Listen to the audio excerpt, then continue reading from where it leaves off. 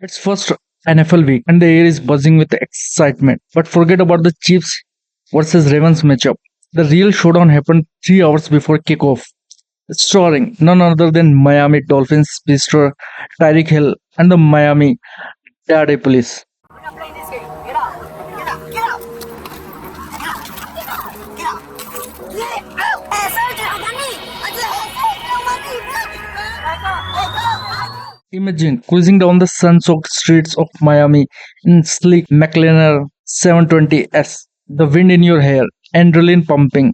That's where our story begins. Tyreek Hill, the man who can outrun just about anything on the field, found himself in a high-stake race against time and the law. As Hill's exotic ride purred down the street, a swarm of motorcycle cops appeared in his rearview mirror like a scene from a Hollywood blockbuster. What happened next would make even the most dramatic film seem tame. 1 minute, Hill's handing over his license, probably thinking about the game ahead. The next, he's being yanked from his car faster than he runs a 40-yard dash, slammed to the ground with a knee on his back and cuffed tighter than a new pair of cleats. But here's where it gets wild. Just hour after this intense encounter, Hill didn't just show up to the game. He dominated. 7 catches, 130 yards, and an 80-yard touchdown that has been fans forgetting about his pre-game drama. And that celebration, putting his hands behind his back like he was cuffed. Talk about turning lemons into a touchdown lemonade. Now, because this is our story takes a twist sharper than Hill's route running. Despite having more cameras on them than a reality TV show, thanks to their body cams, the boys in blue decided to play a little game I like to call Stretch the Truth. Picture this, you are watching one of those courtroom dramas where the witness swears to tell the truth, the whole truth, and nothing but the truth. Well, our officers must have missed that memo. They claimed Hill was about as cooperative as a cat at bath time and failed to show his ID faster than you can say touchdown. But hold on to your helmets because we are about to go all instant replay on this situation. Ladies and gentlemen of this jury, that's you, my dear listeners. We are diving into this footage like it's a Jeopardy film. We are talking frame by frame analysis that would make even the most eagle eyed NFL referee jealous. So grab your popcorn, settle in, and let's see who's really offsides in the game of he said, cop said. But there's the $1 million question, the kind that keeps sport analysis up at night. In this high stake match between a star athlete, law enforcement, who's really playing by the rules. As we broke down this footage, you will be the referees making the call. And just like in football, where a single frame can determine whether a toe was in or out of bounds, every second of this encounter counts. So stay tuned because in our next segment, we are going to dissect the body cam footage like it's a game tape on a Monday morning. The truth is out there and we are about to blaze it. So our clip starts with in a sunny Miami morning, where the kind of day where you would rather be headed to the beach than dealing with the boys in blue. Cars are cruising by like it's just another day in paradise. When suddenly, bam, a McLaren 720S blazes past like it's trying to break the sound barrier. Now, I'm no expert, but that car was moving faster than a wide receiver on a go route. But hold on to your jerseys because this isn't your average traffic stop. We have got more motorcycle cops on the scene than a Harley Davidson commercial. It's like they're gearing up for the climax of a Fast and Furious movie, not a simple speeding ticket. And here's where things get more twisted. Our man, Tyreek, stay cool and maintain its calm. Hands over his license faster than he runs the 40-yard dash. But then plot twist. He rolls up his window quicker than a coach challenging a bad call. It's like imagine you are at a drive-thru. You have placed your order, and right as you're about to pay, you roll up your window to make a quick call. It's annoying, for sure, maybe, but illegal. Last time I checked, we don't live in a minority report world where we arrest people for future crimes. But our boys in blues aren't having it. They are tapping out on the window like it's a faulty jumbotron. Hell cracks it open a smidge, probably thinking, is this enough? Are we good, bro?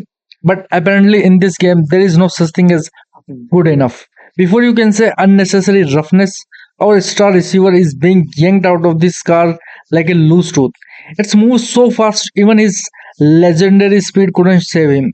1 second he's in a luxury car, the next he's eating pavement faster than a fumble football. And get this, while he's down there, probably wondering if he's in some bizarre from the reboot, the cops are giving him more contradictory instruction than a playbook written by a madman. It's like they are playing their own version of Simon Says, but the rules keep changing in every 2 seconds. I'm getting out. You understand? Not what you want, but what we tell you. You're a little confused. I'm getting out, bro. Too late. Chill, Too late. Alright, bro, take me to jail, bro. Do what you gotta do, bro. We are. We will. Now, I know what you are thinking, but wait, didn't Hill resist? Well, I have seen Wade Noodles put up more of a fight than this man. Our man is about as competitive as a sloth on a sleeping pills. Yet there he is, face down on a Miami asphalt, probably regretting every life choices that led him to this moment. The only resist was the pleading for mercy since he just had a knee surgery. Hey, surgery on my knee. I just had surgery on my knee, bro. Back up. And just when you thought the story couldn't get any wilder than a Hail Mary pass in the final seconds, enter stage left, John Smith, Hill's teammate, arriving on the scene like a surprise bleach. Smith rolls up, probably expecting to see Hill getting an autograph request, not a pair of steel bracelets. The cop, in a move that would make even any line breaker proud, charges at Smith like he just intercepted the ball. Talk about unnecessary roughness again.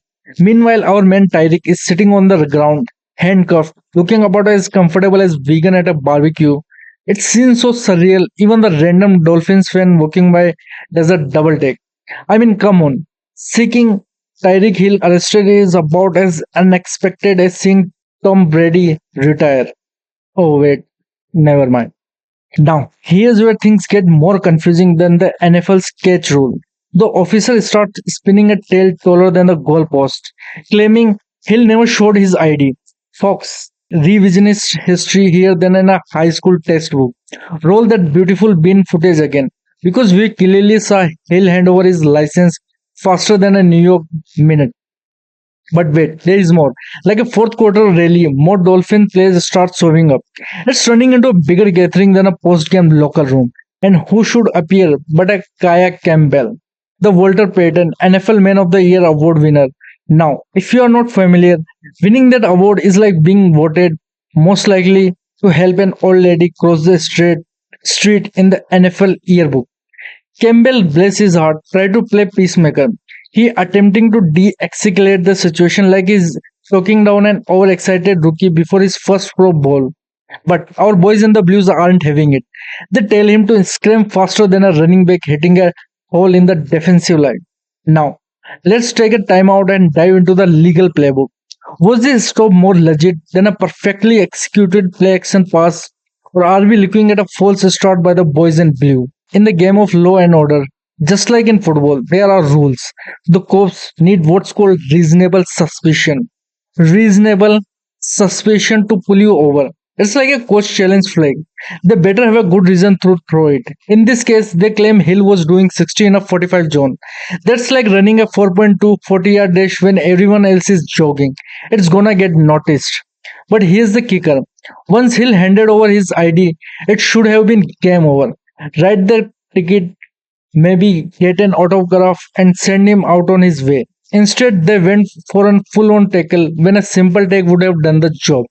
Now, I'm no legal expert, but even I know that accelerating a routine traffic faster than a quarter audible at the line of scrimmage is a big no-no. The Supreme Court has been clearer on his than a referee explaining why picked up the flag. Cops can't turn a speed trap into a full body search without a darn good reason. So, Hill's been through more drama than a soap opera marathon. But here's the real head scratcher.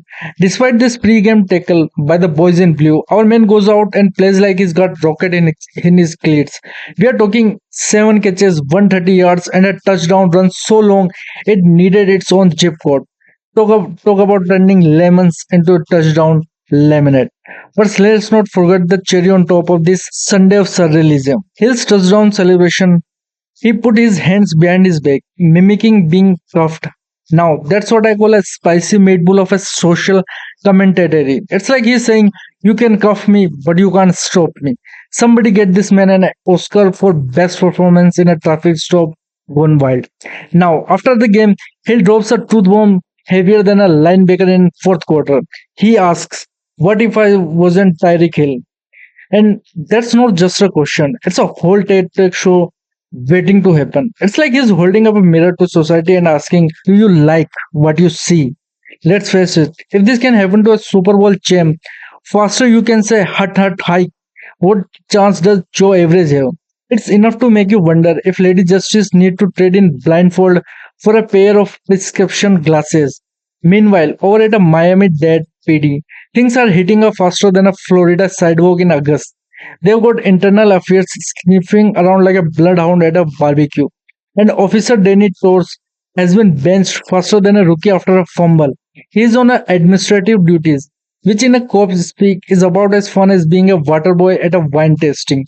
But here's where it gets messy. As a tailgate party after a triple overtime, Officer M. Batista, the one who apparently kicked off this whole circus, is the guy who signed the citation.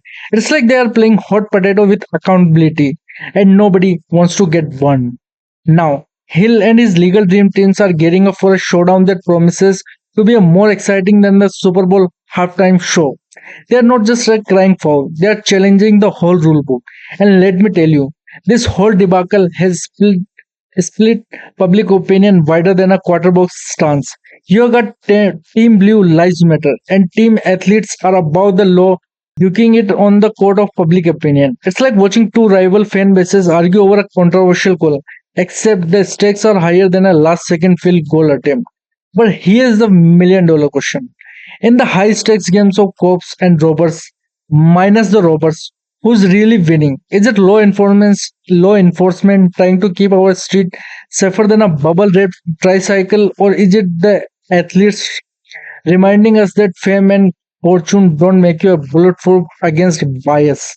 As we wrap up this wild ride, remember, in the game of life, just like in football, it's not about who starts the strongest, but who finishes with integrity. Will Hill's legal Hail Mary connect in court? Will the Miami's dead PD fumble their defense? Or will this whole incident be swept under the rug faster than grass stands on Jersey? Stay tuned, sport fans and justice seeker. This game going into overtime, and trust me, you won't want to miss this stunning conclusion. Will justice prevail, or will it be another case of unnecessary roughness with no flag on the play? The ball's in the air, and we are all waiting to see where it lands. Don't touch the dial.